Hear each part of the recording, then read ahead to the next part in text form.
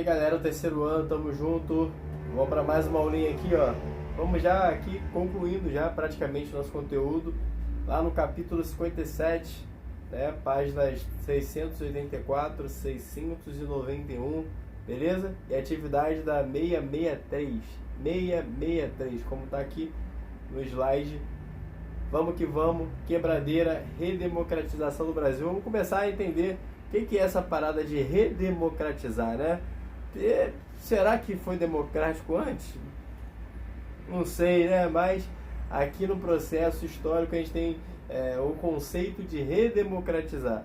Parece que era realmente muito democrático, né? Antes lá no regime civil-militar. Mas, enfim, já passamos por isso.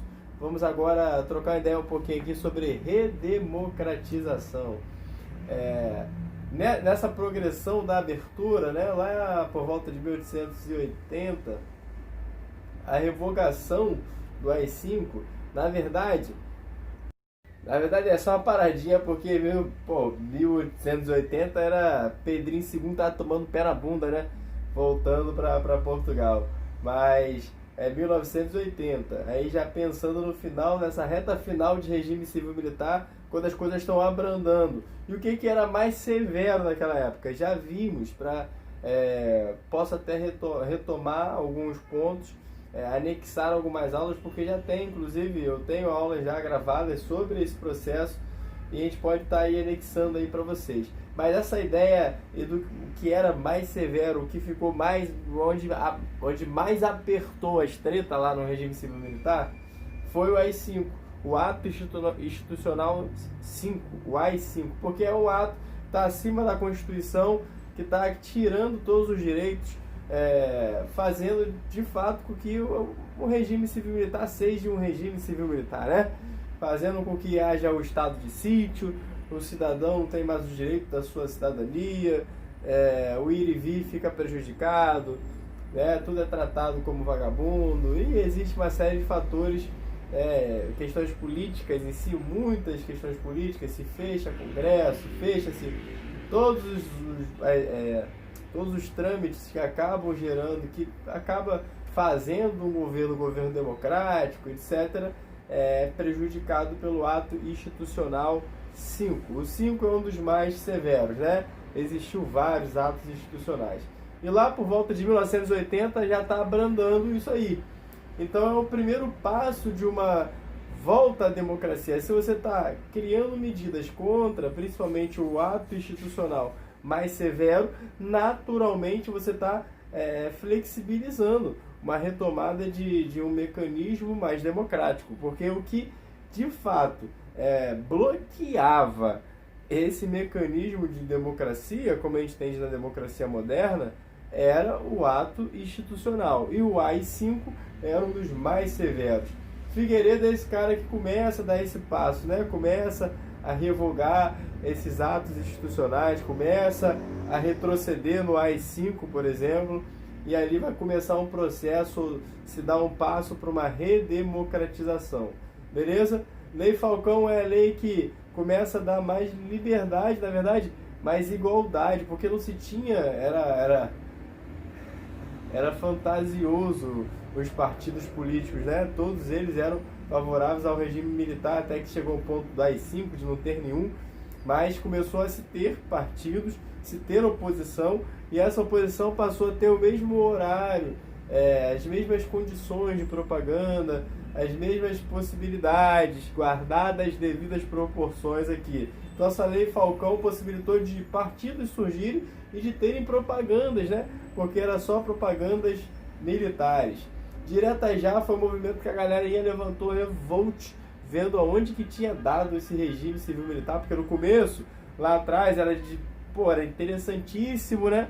Ter esse regime civil-militar para a garantia da democracia, contra a ameaça comunista, mas se percebeu nesse processo que o regime civil-militar ele foi contra a democracia, aquilo que ele prometeu proteger, que estava ameaçado pelo comunismo, a população, de certa forma, enxergou que estava prejudicando já a democracia e começou-se a ter movimentos estudantis, a galera ir para a rua, pensando, né?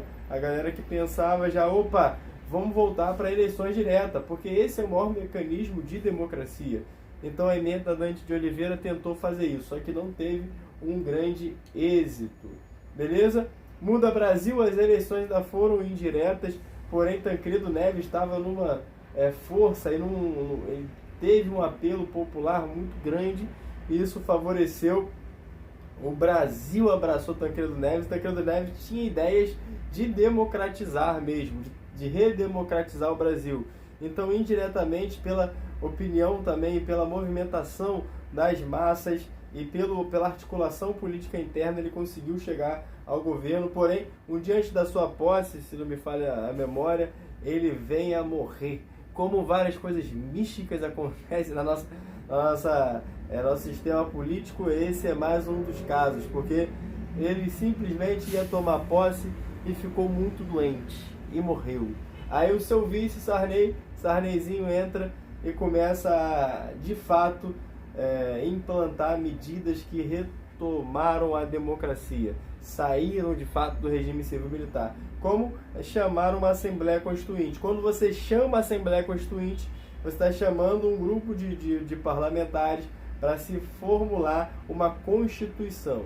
Constituição é essa que vai ter que ter o parâmetro democrático. Uma Constituição que não vai dar, margem para esses atos institucionais que acabavam com a democracia. E é elaborada a Constituição em 1988, Constituição essa que ficou conhecida como Constituição Cidadã, implantação do Plano Cruzado, do Plano Cruzado Novo, se não me falha a memória também, na tentativa de conter a inflação, porque a inflação ela chegou num pico devido depois do milagre econômico, a crise do petróleo, toda a nossa riqueza, todo o nosso patrimônio, tudo aquilo que era feito aqui no Brasil, em relação à paralisação capitalista, paralisação econômica, a crise econômica mundial, gerou uma inflação, uma desvalorização, igual a gente está vivendo hoje, do dólar chegar a 5, 6, 7 reais. Então o real e nada era a mesma coisa, a inflação ficou absurda. Então trocou a moeda na tentativa de valorizar a moeda. Porém, se não valoriza o que tem, se não produz internamente, essa moeda em nada vai ser igual banco imobiliário. Entendeu a ideia? É basicamente isso. E hoje se tentou, tem nota de 200 já aí para poder tentar resolver. Mas se a produção real não tivesse não estivesse consolidando a produção real, no nosso parque industrial interno, se a nossa influência no mundo não estiver boa, os relacionamentos não estiverem bons, não adianta fazer nota de 500, de 300, que não vai dar certo. Mas é isso aí, é isso que eu tinha para falar para vocês. Vai entrar o Collor logo em seguida. Collor, ele é um cara que vai fazer vai fazer aquilo que é número 2, que a gente vai...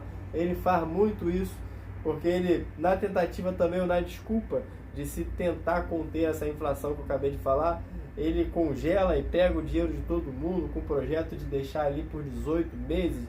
E, mano, o plano dele foi simplesmente,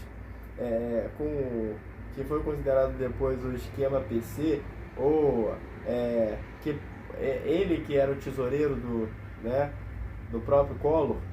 Ele simplesmente sumiu com o dinheiro de todo mundo. Ele congelou esse dinheiro e nunca mais voltou para as contas correntes e contas poupanças, principalmente daquela galera, de toda a população brasileira que tinha dinheiro em banco. Ele congelou, esse dinheiro sumiu, beleza? E foi se perceber vários esquemas de corrupção desde a campanha do Collor, e tudo isso gerou o nosso primeiro impeachment, De fato, ele foi tirado do seu poder, tirado da presidência. Ele foi o primeiro. Tivemos um recentemente com a Dilma Rousseff, mas ele foi o primeiro que sofreu esse impeachment aí nesse processo de redemocratização. E a galera foi pra rua gritar fora Collor, foram os caras pintadas, geral foi pra rua manifestar para que ele saísse devido a toda essa corrupção e tudo isso que estava acontecendo. Esse foi o cenário da nossa redemocratização. Daqui a pouco vai vir FH, vai vir Lulinha, a galerinha aí que vai chegar aí, que vocês já vão se identificar mais, principalmente Lula, era PT, mas tudo isso vem desse processo, que foi meio esquisito, que teve um monte de problema e que essa redemocratização eu nem sei bem ao certo se antes era democratizado. Então fica aí a reflexão e até a próxima.